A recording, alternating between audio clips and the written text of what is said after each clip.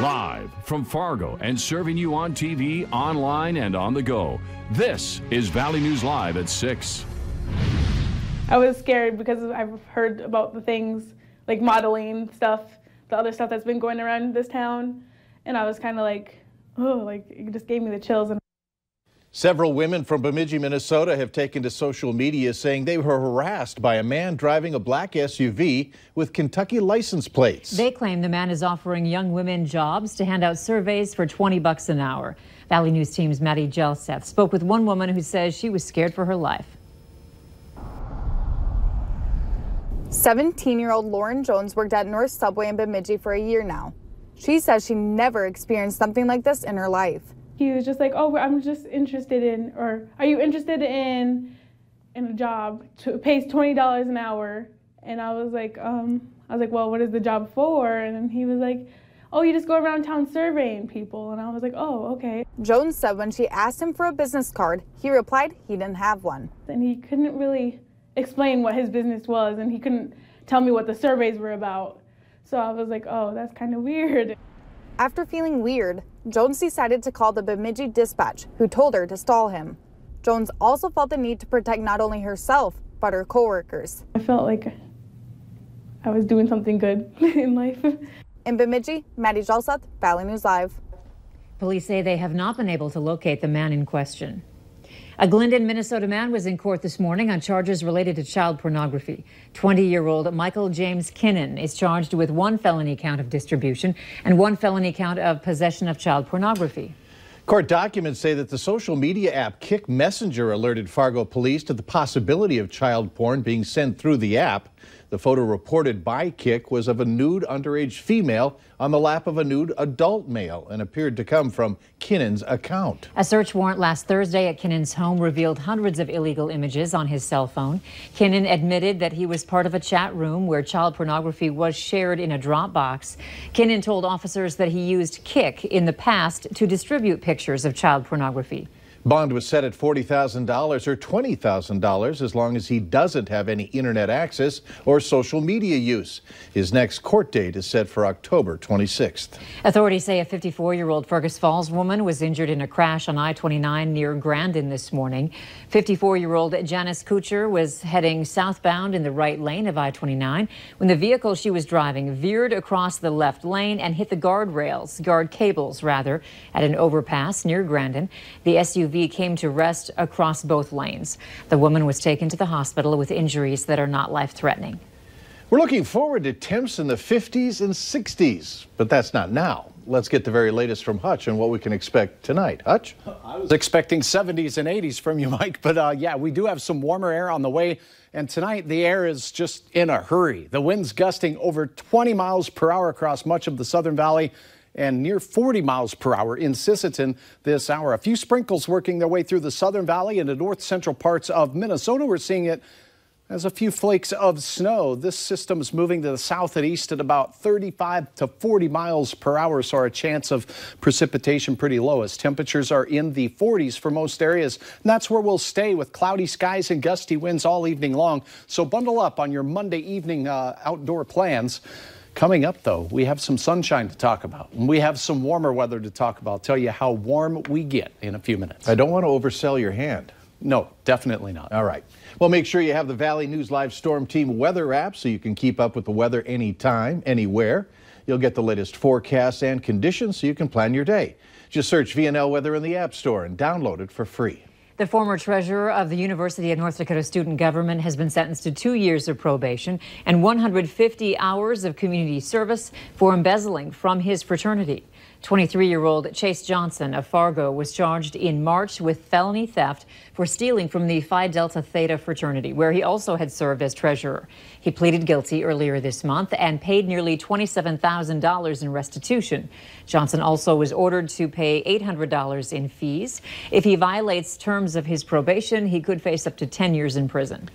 Be prepared for major congestion on a busy Moorhead Road. Work is being done on a new new underpass.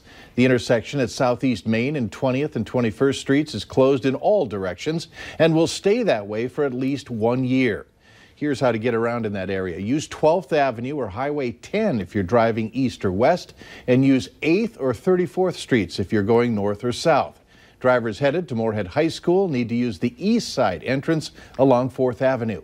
People may now register their pets with the City of Moorhead for 2019. Under city ordinance, you must register your pet. It costs $5. You will need your pet's vaccination records. If a pet is wearing a current city license and gets loose, community service officers will try to return the pet to its owner before taking it to the pound. Owners are subject to an additional $50 fine for failing to license their dog or cat, on top of other impound fees.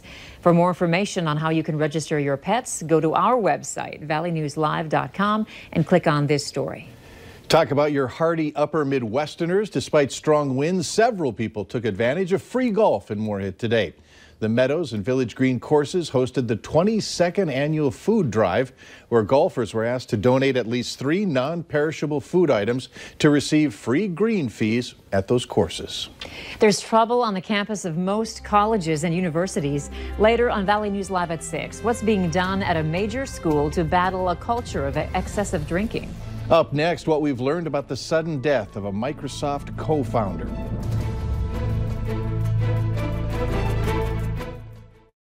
You're watching Valley News Live on TV, online, and on the go. Always on, wherever you are, whenever you need to know. Valley News Live.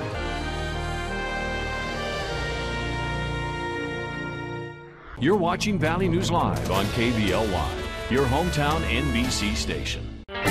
My generation really wants to stay here and farm, but with Kevin Cramer and this trade war, they put that at risk. Yet Congressman Cramer dismisses the concerns of North Dakota farmers. But I hear all kinds of hysteria. We don't have a very high pain threshold. We can survive a lot, but this could put us under. Cramer turned his back on us here in North Dakota. He just follows what the folks in Washington tell him to do. If something doesn't change quick, it's going to hurt people. DSCC is responsible for the content of this advertising. Remember your first bike? No, your first real bike. So can you imagine the feeling you'll get from your first real truck? The GMC Sierra.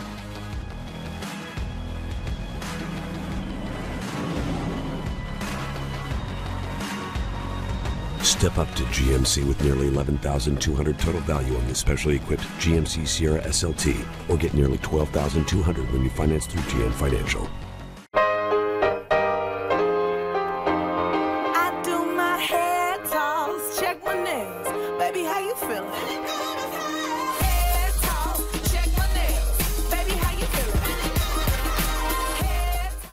The waiting's almost over. The Big One Art and Craft Fair is October 19th and 20th. Browse over 200 booths filled with foods and crafts you won't find anywhere else. We'll see you at the Big One Art and Craft Fair at the Crookston Sports Center. Accessible. Congressman. You can call him. When are we going to get America back to work? Right now, the House of Representatives has 40 bills that we You can hear Kevin Cramer on the radio. Congressman, about immigration. No, I think the immigration answering every question. Or have coffee with Cramer in person. And anything beyond that, we'll deal with. Kevin Cramer reaches out. He answers the hard questions. But more importantly, Kevin Cramer is here for you. I'm Kevin Cramer, and I approve this message because it's important I hear from you.